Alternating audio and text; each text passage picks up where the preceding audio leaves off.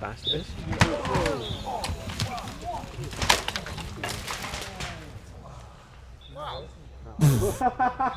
Hello everybody, Ben Cathro here, finally back after 8 months to do some World Cup coverage here on Pinkbike. And before we begin and take you inside the tape, what I want to do is say Pinkbike racing is back. We are doing another season. We've got myself racing, T-Bull Alley's racing, Amy Kenyon's racing, and a new junior from Canada, Wyatt Harrington. So if you're super excited to see a really well-made, in-depth documentary series about how hard it is to race at the World Cups, stay tuned for the end of the year. We'll be dropping a full season. So let's get right to the action here in Switzerland. We're going to go inside the tape. I'm going to show you what's going on with this track, what lines are available, why it's so difficult, why are lots of people crashing and hurting themselves. So I just want to get you all the information, give you all the context so that when you watch that live feed on Saturday, you can watch and be like, oh yes, that's one of those new bikes and that's the line that is actually 2 seconds faster in that section. That was a good choice by them. So we're going to cut over to the new studio and let's go straight to Ben at the studio. Thanks, Ben. So we are here in the studio and we have T-Bull Alley on track to take you inside the, what would normally be the tape, but currently it certainly looks like netting. So we're going to go inside the netting onto this Lenzerheide track. So we've got a nice view at the top and T-Bull Alley is going to drop into the fresh grassy turns at the top that are super fun. Always nice to have some new bits. And we get a little bit of line choice right at the start. So you can see the main line runs right through here. That's where most people are going. It's all worn in, it's very obvious, you knew exactly what I was talking about. But it's really interesting when track walking it and there's no obvious line. I was adamant that riders were going to be going around here, and clearly you shouldn't listen to what I think, because that is not working and no one is doing that. Some riders are actually coming in here and then filtering into that same line. Just means it's a little bit less time to set up. It does make the turn a bit tighter, but rider preference is definitely a thing.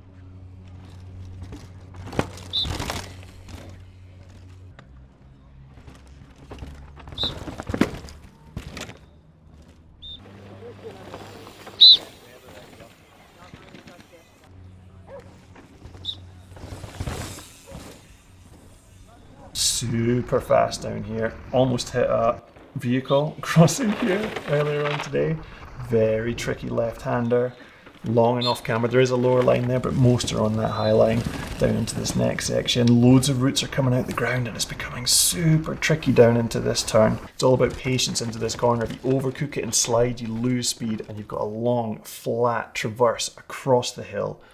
And you don't want to be having to try and pedal in here because there's a lot of things to hit your pedals on. So this next off-camber section, love it. It was fresh last time we raced here, but now it is worn in, rocks have come out, roots have come out, and it's actually a very challenging piece of track. There are 2 main lines on this section, and the one that T-Bow's doing here is the low line. And you head along here, all the way to the end, and then there is a big right-hander, a big 180-degree right-hander at the far end. The other obvious and clear line is up here on this upper section.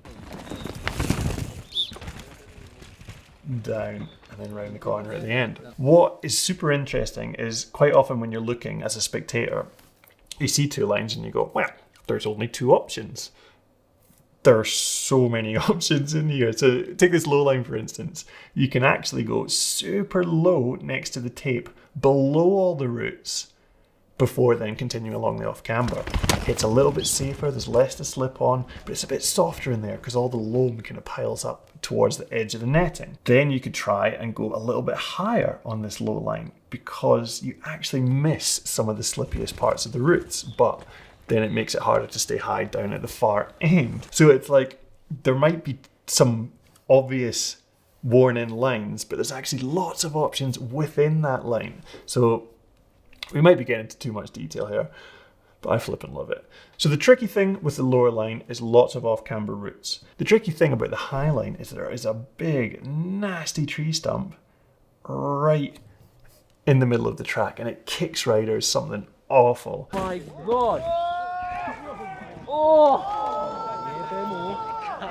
Also, from that higher line, it makes it tricky to stay high all the way to the end of this section because the natural slope of the hill will push you lower and lower the further you go along it. That's fine if you're taking a lower line or an inside line at the exit of this off-camber, but if you want to go super high at the exit, you have to come from this lower line because you can take a nice diagonal that lines you up into that high line. It's very tricky to do from that higher one. Like I was saying, it's too off-camber, too tricky.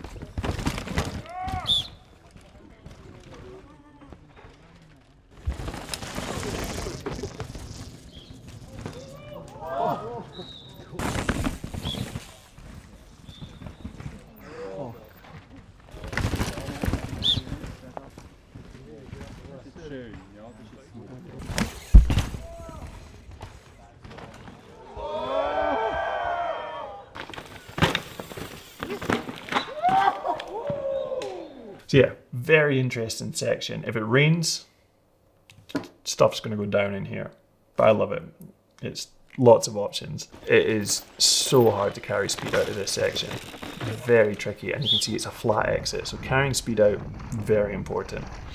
When you bust out into the open, into the famous step down, and super fast left-hander. It's so quick down there and it looks absolutely sick.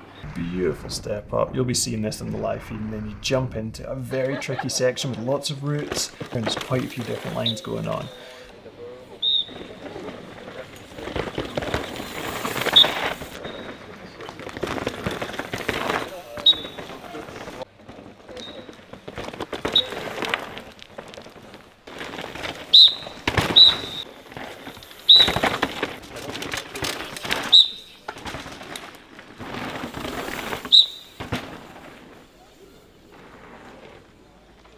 These jumps in the open are super fun and really good at like a mellow speed, but as soon as you try and go race speed, as Thibaut found out last year, it's actually very hard to catch any landing.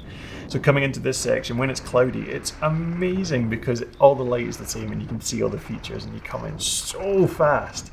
When it's super patchy light, it's very hard to tell what's going on. It's a very scary section to do quick.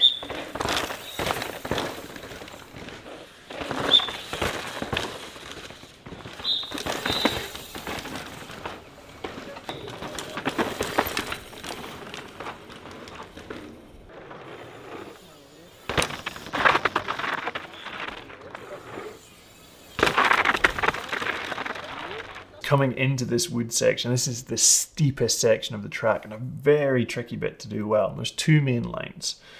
There's this lower line that most people are doing, but this catch is starting to blow out and you can see the dirt actually getting pushed under the log. So what riders have to do when they're practicing is learn the bits that look like they're going to give way and potentially change their line. So a lot of people have actually started going here and then into the next section to miss that bit that's blowing out.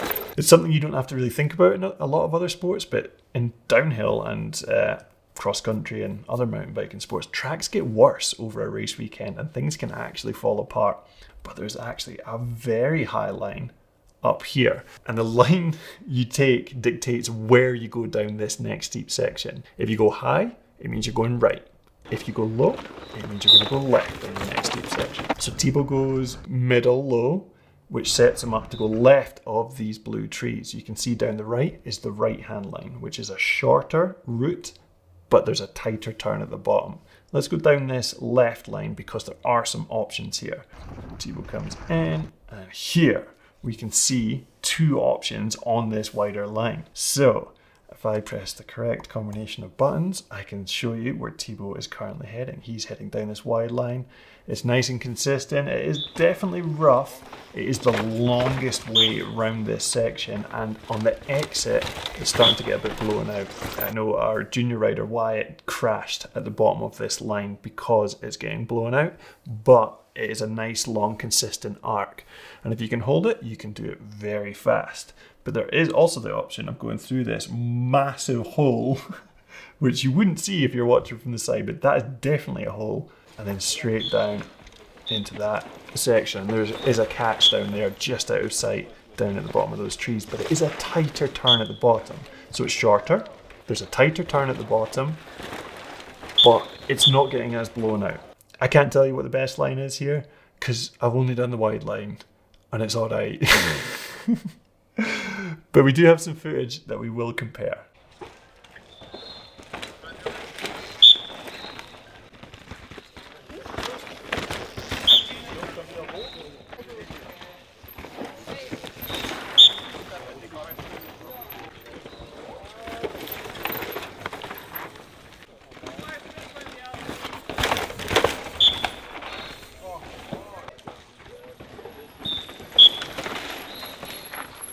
yeah, I'm going to leave these sections for the viewer to decide, and you can let us know in the comments which one you think is faster on these different sections. But we're going to follow Thibaut a little bit further down the hill. Look at that, smoothly around there, not much support there, but it's a nice smooth turn. And down, after the rains we had today, this section got super slippy. There's lots of lines in there, we're not going to worry about them. I'm still debating whether, and this is a question for the fans at home, if you saw someone come into this, jump, and land here, what do you think? Is that cutting the course? Because they've gone directly over the top of this post to land there. Like, how do you decide? Because I did that in practice, and I was like, that was nice. Not sure if I'd get disqualified for that. It's super hard to tell with these lower poles. Like, if we'd had the taller ones that we used to have, if I'd tried to do that, I would have hit it, and it would have been a bit more obvious that yes, I would be cutting the course. It's a tricky one. There's definitely some new things that you have to consider with these new course markings that are a lot lower to the ground. I'm pretty sure that's illegal. Let me know what you think. Rum, down, inside, rail this turn, over this jump, and most people are heading inside in this section, but Thibaut, he does not do what everyone else does most of the time. Yeah, he goes around the berm because you can carry a lot of speed. Even though it's a long way round, you do carry the speed out quite well, and down into this next section. And this is where the lines get very interesting. There's a lot going on in this next section, and it's a bit I've analysed a few times before, but this year some maybe lines I think have actually become very good.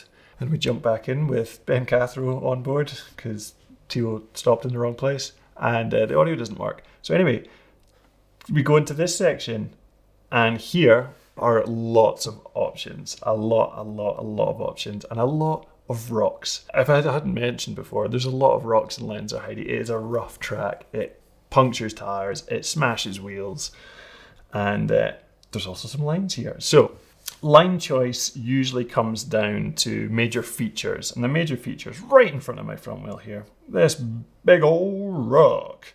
There's also another rock right at the base of this tree, and there's a sneaky gap in between them. So the main line that a lot of people do is actually going between these two rocks. It's super narrow, it's super sketchy, but it's actually really fast. And the reason you'd want to go through there is because riding over the rock, it's actually a big drop, and it's a big compression to deal with before you go off the next drop. The next drop, there's a 4-foot rock wall that you drop off and land into just gnar. It's just messy, there's big rocks, there's big roots.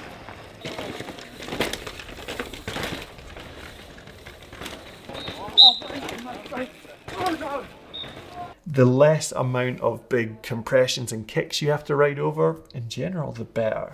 So slotting through that gap does work. I'm not going between those two rocks today. I am going over this rock and then to the right of that next patch of trees.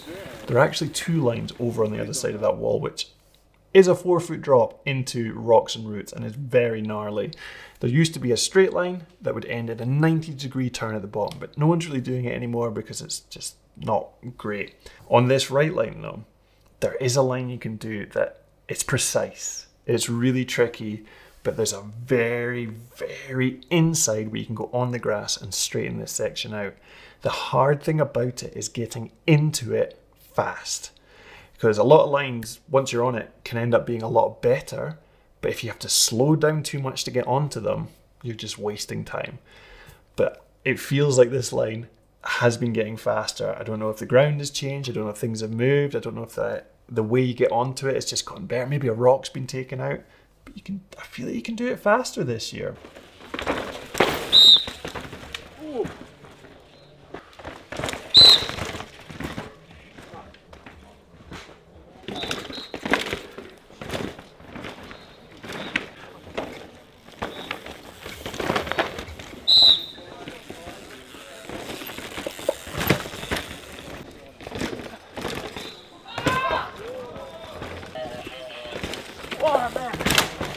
And yeah, you can see You can slot onto it, drop off of there, go squint, bounce off the rock and straight into that next section. Absolutely textbook. And then after that, you're pretty much home free. There's just a few slippy turns, a jump that you can go squint on and nearly die, railing around these. And by this point, because you've had some real steep, rough, rocky riding, don't know about everyone else, but got a bit of arm pump here, so you're just trying to keep your composure, keep it flowing. Don't jump that jump too far and nearly die like I did last year. Very tricky turns into the finish, and then a beautiful flowy step down, which is huge, but it's so well built. So that is the incredibly fun, not too difficult to ride, but very high consequence track here in Lenzerheide. There's a lot of people that have actually ended their start of seasons already with some injuries just because it's easy to get up to speed on this track, but there's lots of little rocks, little roots, little things that can catch you out and cause you to have a bad time. Bit of line choice, which I love, super fun, but I want to get a bit more insight. I want to see which lines are fastest. We got to get the ghost cam out. We got to see who's riding fast, who's going well, and find out if maybe it was me. So it turns out he wasn't the fastest. Ben actually had a huge crash in practice and has a compression fracture on his spine. So he can't do the ghosting. He's currently in hospital. He's going to be all right, so don't worry, but you've got me instead. Yay! Ghosting! So here we go. Obviously we're in this crazy loam section. This section has been taking a lot of lives recently. I just want to point out this guy did a 6 skirt. Oh, that was so BMX. So first of all we've got Brooke McDonald going for the middle to the outside and over those rocks.